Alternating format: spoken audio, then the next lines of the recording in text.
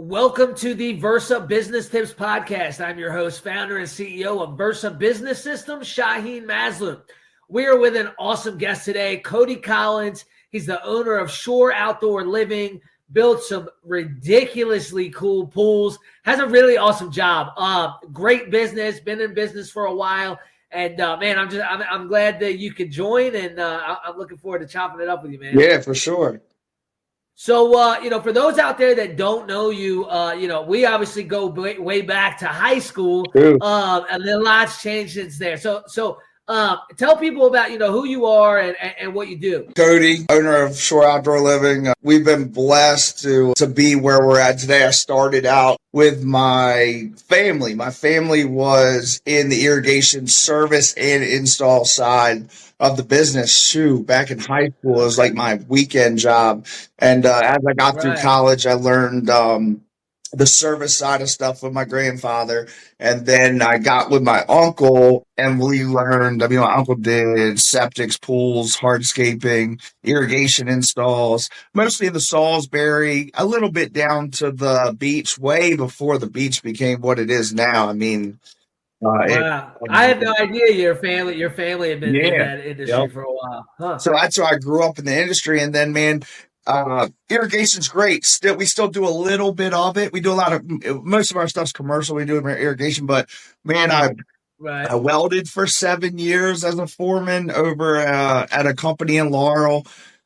Really instilled a lot of fabrication stuff, and really the way they ran their business was very, very structured. Probably one of the top companies in the area for the welding side and the poultry plants. And man, if you take a piece of metal and a piece of brick, man, you can cut it, but you can't fill it. You know what I mean? You got to cut it perfect. So the manufacturing and that side played into why I wanted to get into pavers. And then I taught myself hardscaping, went and got certified. And dude, hardscaping, you get to really, take your designs of what you see in your head and give somebody an outdoor living area that is, when the job's done, man, you're just like, wow, this was cool. Right. Oh, dude, that's got to be the coolest thing, man. Like I was watching a video the other day, and Mark had I guess you guys have like a software that can create and show them how it's gonna look in their actual backyard. And man, dude, it's like something out of a movie, dude. Like, how did you get from working for these other companies, working for your family, and then all of a sudden building this company? Like, where did the vision for all that come from to be able to do the size of jobs that you're doing now and have all these employees? I mean, tell me about that journey of, how you went from employee to employer and really crushing it down there on these. It gives me cold chills, because the hardest thing I ever had to do was hire the first person. You're like, how am I supposed to pay this person? And then, I guess even if you right before that, taking the leap of leaving a job, I had I can still remember, I totaled it up, probably 20 weekends worth of work lined up. And I asked my boss, I was working for a site company at the time, Dana Illian, wonderful guy, really close with his sons. I said, Pop, I think I'm going to make the jump. I'm going to try. I was like, hey, man, if it doesn't work out, you think I can have my job back? He said, oh, man, I have to figure that out if you don't make it. He's like, but you'll never know what you don't try. And I'm like, that's cool, man. Yeah. Right. So I still remember I had a softball game that night. And then I was like, wow, tomorrow's like the day, of the journey that you hope you can build. So that's where it started. I think I was with me, and I had a helper, probably maybe 3 months in. I got a helper. Right. She was me. So you started out, it was just me. I was doing some grading. I was doing a little bit of drainage.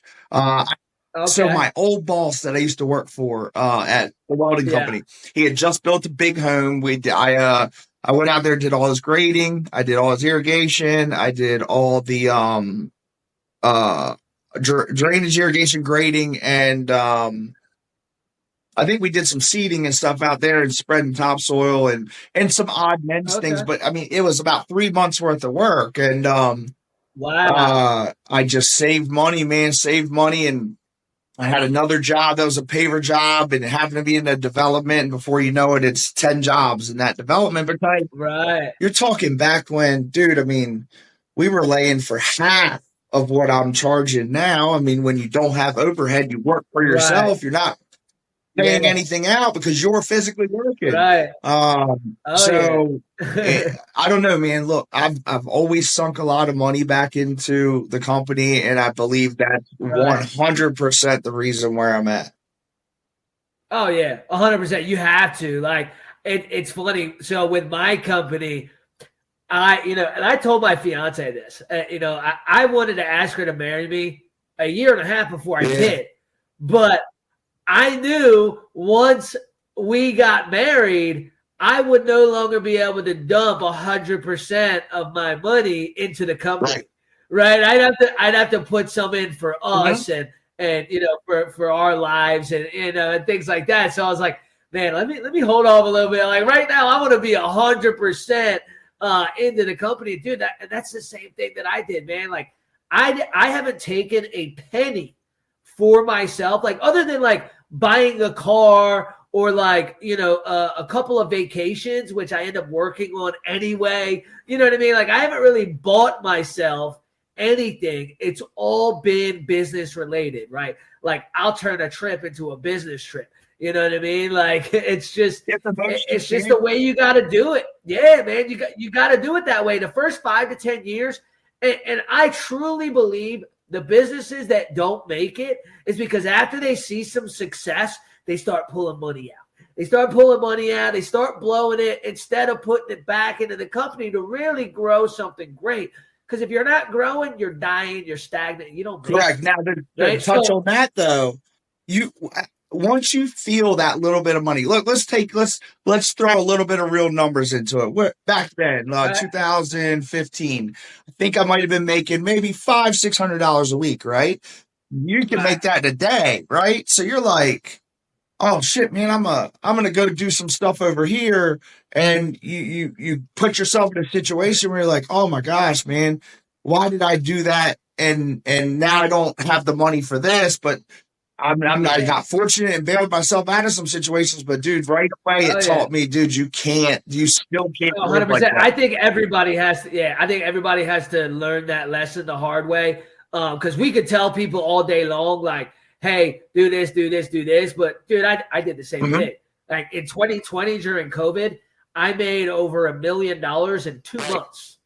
And what did I do? I bought myself a $200,000 car and a $100,000 car cash for my birthday because I could.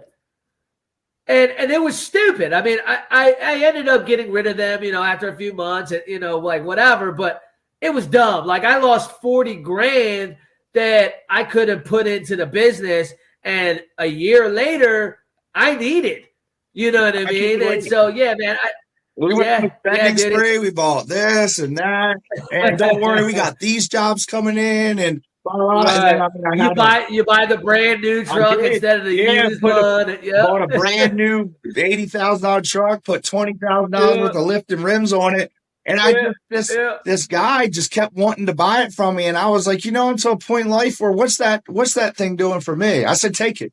Take it. I don't even want it. And I bought a dump truck for our company now, and that was probably like 2 months ago, but just the maturity you get through it, but Shy, you got to make it to that maturity level, and some of us just spend a little too fast before we make it. I don't know. It's just there's a little bit of luck involved there, just a little bit. I mean, honestly, I don't think it's luck. I think because I'm sure you can relate, and most business owners can.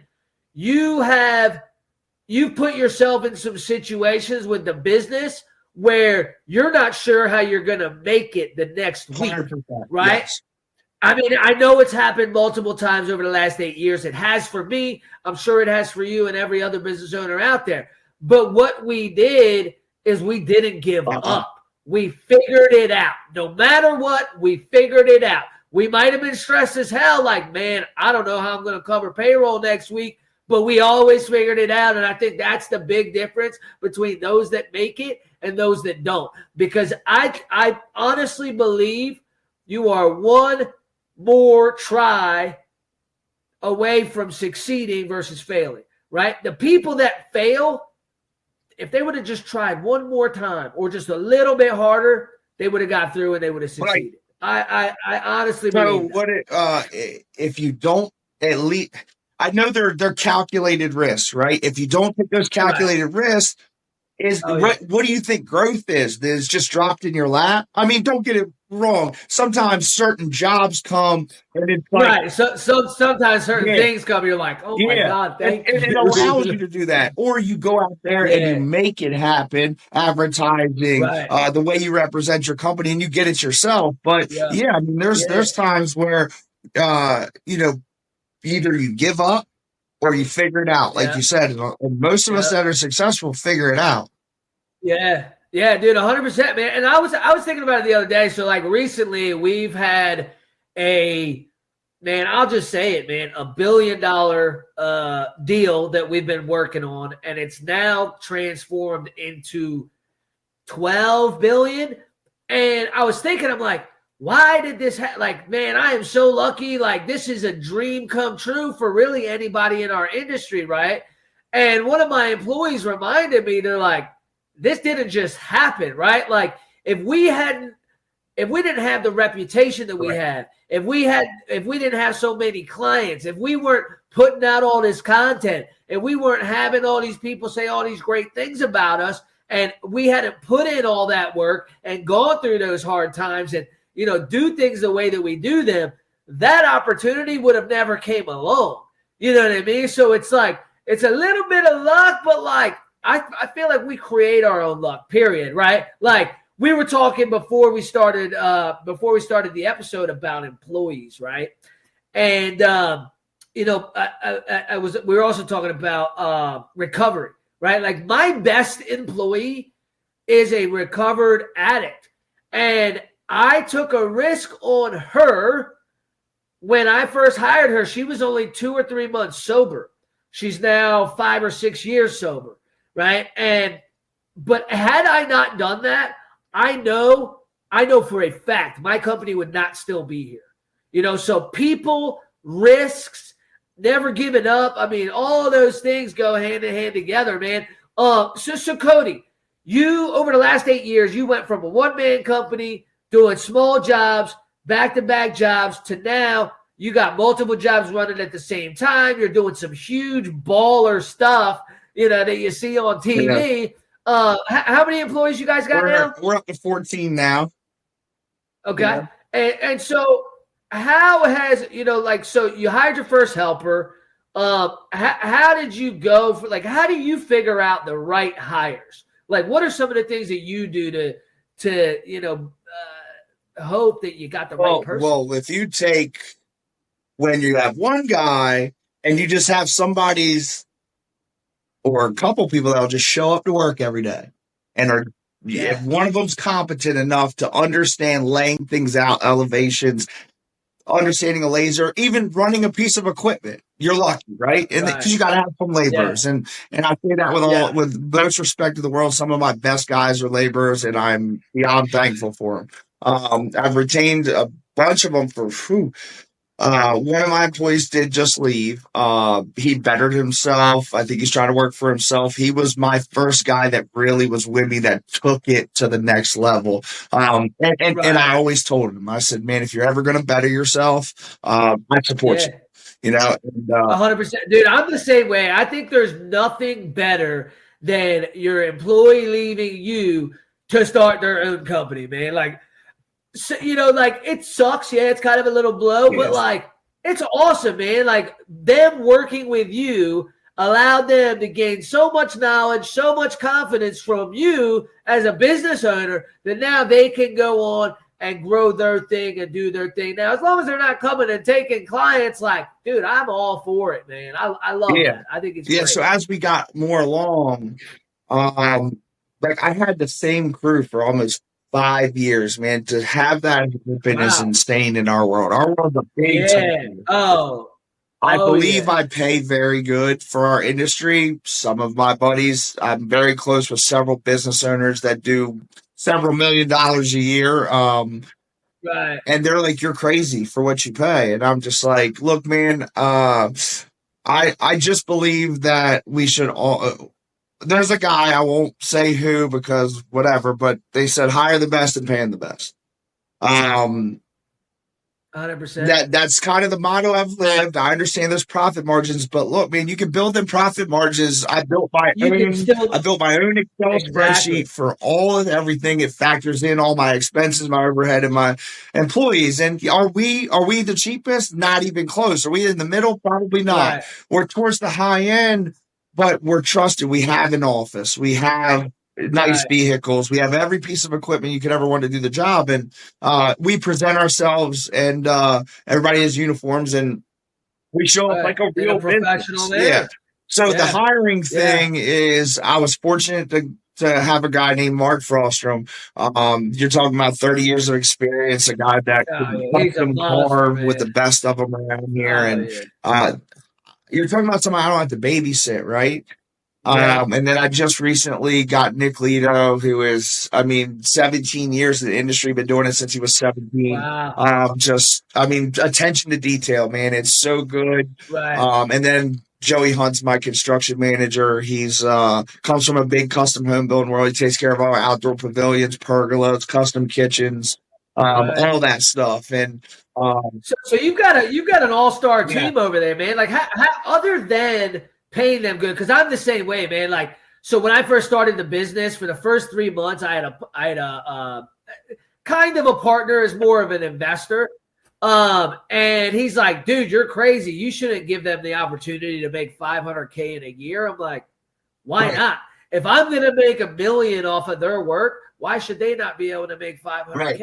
He's like, dude, they're only working 40 hours a week. You give them an opportunity to make $100,000 and they'll be happy. I'm like, yeah, but if I'm making a couple million, like, why are they only going to make 100,000? You know what I mean? So like, I'm the same way. I want to pay top dollar because I want people that are going to grind, that are happy to be at work. But other than the pay, how are you attracting that top tier talent to your company versus all the other contractors out there? I mean, the Eastern Shore is only so big, and there's a lot of other places they can go work.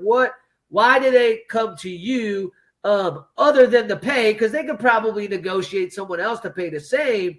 What else is it about you that you're able to attract? I'm a straight shooter, so I'm gonna be honest. I didn't attract either of them, okay, or any of the Okay. guys. I think it's about our visions. So Mark and I and Nick and Joey are just passionate about this industry. So when Mark, for example, got let go from his company, I'm not real for whatever reasons. Yeah. I had literally just told somebody, it was one of my vendors, that if anybody of his caliber ever became available, I would love to speak with him. And then boom, look what happens. Falls into my lap. Wow. And I think when he came here and saw the organization and the passion that I had, dude, that 3D design, dude, is insane. And he just saw that he could take his visions and create them through our company, and along with the pay, man. I mean, I told him when he came here that I would do without to have somebody of his caliber because he could take us to the next level. And dude, I mean, it's been phenomenal. And same thing with Nick. Like Nick, for whatever reasons, was just got let go of somebody, and I went after him right away, and we spoke, and it was like a no-brainer. I mean, he was like, dude, I mean, I see you guys, I know what you bring, and here we are. He's with me too. And so it's funny. So you said first, before you got into that you didn't attract them. But everything you just said says the complete opposite. You absolutely attracted them, right? It was your passion. It sounds like your vision and your passion. You attracted the people with the same vision and same passion. I'm the same way, dude. Like every single one of my employees, we all have the same vision, the same passion for helping people. Dude, that's what it's all about. So it's the passion, the vision, like-minded people, and making sure that they're going to be taken care of financially. Right. I think I captured them once they came in here. Yeah. You know what I mean? Oh, yeah. But I'm with you. Yeah. Like, you don't, I'm trying not to be they on had the to get there. side of anything, you know? Hey, man, be proud of what you built, man. It's at the end of the day, dude, it's a very tough industry to excel in. As you know. It is. It's very. I mean, anybody can get a dump truck, a dump trailer, and a truck, bro. And I mean, work for yourself and be half the price I am. But are you going to show up when things go bad? Do you get up at 7, 6 in the morning and get the job there? Are you still on your own? It ain't sleep till 10. You know, it's how bad you want it. I mean, like, you see the books that are like, most people that are successful get up at 5 or before that, you know? I don't know that that's fully true because of where the technology in the world is right now. You know what I mean? So, but to each his own. I mean, in this world of labor, you get up and you get after it, you know, and you got to be involved with your company. It's not run it from the office. It's go see them and shake their hand and tell them thank you. And, hey, you guys good? Do you need anything? And be a part of their world too. Yeah. Being hands-on, man, like I think a lot of business owners also try to step back from the business way too early. Way too early. Way too early. A couple years in, and they're trying to step back. Oh, I'm trying to, kick back a bit. Like, come on, man. Like you ain't even got anywhere yet. You know what I mean? And two, it's, dude, your employees, they have to follow you. They are following you into battle, hand in hand. Like, they got to know that you got their back, that you know what you're doing, that, like, you can't be one of those, like, in this day and age, you can't be a business owner that's just telling people what to do. You got to show them what to do. You got to get in the ring with them. You got to go to battle each and every day so they respect you. Right? Like, otherwise, it's just a job. You're going to have high turnover, and you're constantly going to have to keep chasing down those people. You built an all-star team because they like you. They trust you. You guys are building something together, and it sounds like they feel a part of it. They feel a part of something. They are a part of something. And, I think that goes a long way into growing a successful business, man. It sounds like you're doing a great job. You got to trust it. I tell my guys, my leaders, like, you talk to them, you gain their respect, and then you'll have respect. You can't just force respect on anybody, and then teach them the best you can, man, and let them know if they fail, it's okay, because failure becomes a learning lesson, right? Just don't fail real bad. You know when you're going to do something bad. Your mind's like, dude, stop, for real. Like, don't do this. You should ask a question or something. But if you fail, man, we'll fix it. We'll go back, and guess what? You'll be like, man, I'm not doing that again because I messed this up. And I tell everybody it's okay to fail. Just please don't fail where you're going to either hurt yourself or hurt somebody else.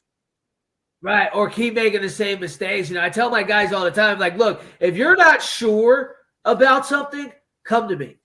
Come to me. If I don't have the answer, I'm going to go make sure I get you the answer. But one thing that you can never do is fix trust once it's broken. So, like, it's the same with, with like construction. You can fix something you break, but trust and respect to the customer, you can't fix that. There's no way around it. You can't. And especially, being from a small town like we are, like, your reputation is everything, right? Once your reputation is shot, you're done. You're done. That's it. I think that also plays a big part into the reason why your company's been so successful, and so is mine, is we understand that. Like, we ain't got a choice. We got to keep our reputation intact if we want to make it. You understand. Because all it takes is one bad customer, and the whole of the Eastern Shore knows about it. What makes a bad customer, okay? Is a bad customer somebody that doesn't pay you when the job done? Or are you talking about a customer that you guys don't see eye to eye? Okay, so we're human beings. We don't see eye to eye. There's a reason we do this and they do what they do. So no matter what the disagreement or not seeing the eye to eye is, you just got to take a deep breath and get through it, get the client what they want. It might not be the most pleasant thing. And some of my guys have struggled with that, but I just have to come in and be like, look, man, I'll take it. It's okay. I understand. Maybe we're wrong. Maybe they're not understanding. And if we're wrong, we're going to do whatever it takes to make it right. But at the end of the day, man, these people spend a lot of money, and you have to understand that they just want the stuff to be right. Not that we don't do it right, but they're unsure of what we're doing because they don't know what we're doing. So they question, it's okay. Exactly.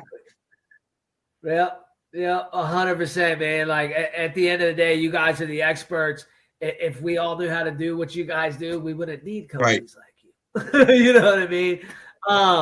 So we've covered hiring, we've covered building the business and going from 1 to 14 and having that all-star team.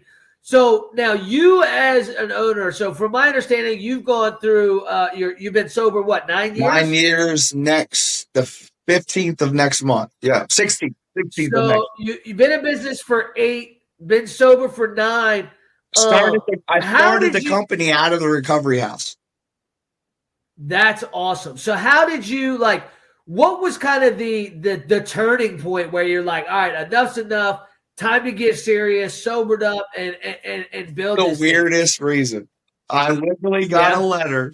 I had taken some items that weren't mine from a job that I worked at to go and pawn them so I could get my fix. I mean, it's pretty common in that world that I was involved in.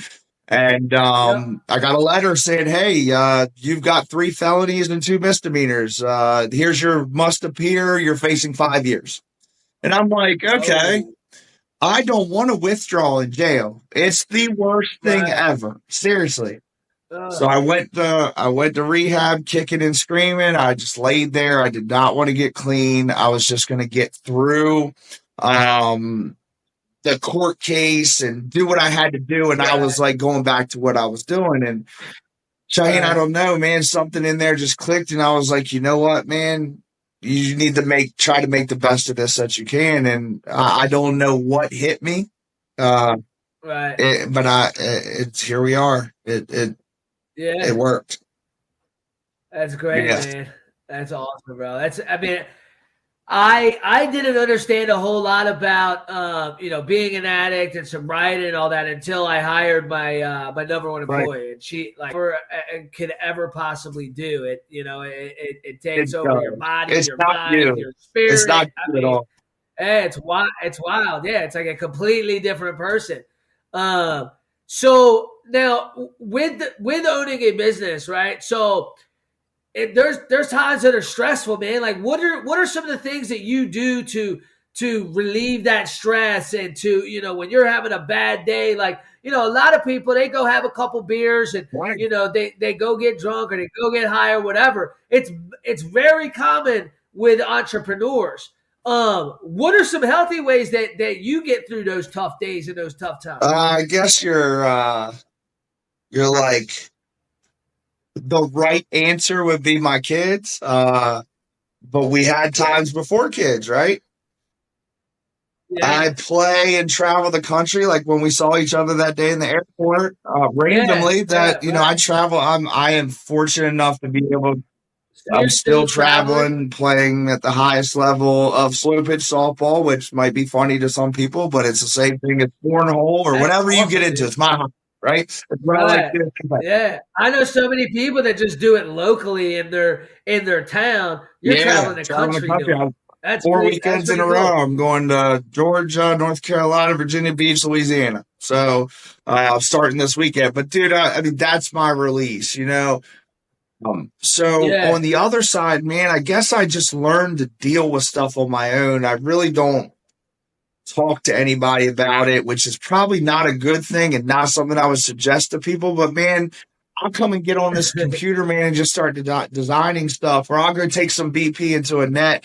Like, learn to let things go. Like, because at the end of the day, so when you can't, I would love to smoke a blunt all day long. I just can't. I'm scared of where that'll take me. What I love 100%. Right. But you learn that you only can do the best you can do, right? So you're going to run into problems. You're going to run into finding solutions for them. I just let that stuff go. Does some stuff eat at me? It does. And then you try to find the brighter side of things. But at the end of the day, those problems don't take your life, your wife, your kids, or anything that you're doing. So as long as you don't put yourself in a bad situation, it's just maturity, man. When you learn to deal with stuff without any kind of meditation or whatever you want to call getting high or drunk or whatever, that's maturing yourself on a different level. Yeah, dude, I love that, man. That's a great point, man. I think people try to look for the outlets so quick rather than just handling the problem. Right? Like, let yourself get high or drunk so you don't think about it. But guess what? The problem's still there. Now it's even more time for where you got to screw it up. Yeah. Right. Exactly. Yeah. The problem is it don't make the problem go anywhere. If you just focus on the problem, handle the solution, and keep it moving. Yeah, dude, I'm the same way, man. If I have a problem, I tackle it right then and there. I'm not doing nothing until I've handled that. Especially problem, like if you're in a disagreement, right? I'm going to call you and be like, look, Brad, at the end of the day, we're both men. Let's come to a common understanding. Same way with a problem. I'm going to call a homeowner. I'm going to call an employee. Guys, what's the issue? Let's get it taken care of now. I can't do that. Let's push it off and not. I can't. I just can't. I won't sleep. Yeah, I can't do that because that's when it eats at you and you're constantly thinking about it. And I can't. And that's care. That's care. When you care about things like that, that's because you would rather fix those things right now and get them over with. Yeah, it's action. It's action. Every billionaire says, take action and take it fast. Period. With everything that you do, every decision that you make. Every action that you take, everything that you do it fast and swiftly, right away. Don't wait. Don't push it off. There's nothing worse than pushing things off. If it has to be done, do it now. Do it. Don't be a firefighter. Don't just put fires out. You know what I mean? Plan ahead and do something to make sure that those things don't happen again. Right. It doesn't happen again. Yep. 100%, man. Well, dude, I'm excited to see where this takes you. Yeah, I appreciate it, dude. Thanks for having me. And good luck to everybody out there, man. It ain't nothing but hard work and put yourself where you want to be. Absolutely, man. So if people want to reach out to you on the Eastern Shore, get some work done, Shore Outdoor Living DMV, like Delmarva.com. Yeah, DMV. Or hit us up on Facebook. I'll put it in the description. And all of our, we have our website. You can get a contact there. There's several different numbers you can reach us at. You can leave us a form, text message, email, or you can call the office. Awesome, man. You make it easy for your customers to reach you. That's super important. Super important. Awesome, brother. Well, you have yourself a good night, and we'll chop it up soon. Yeah, man.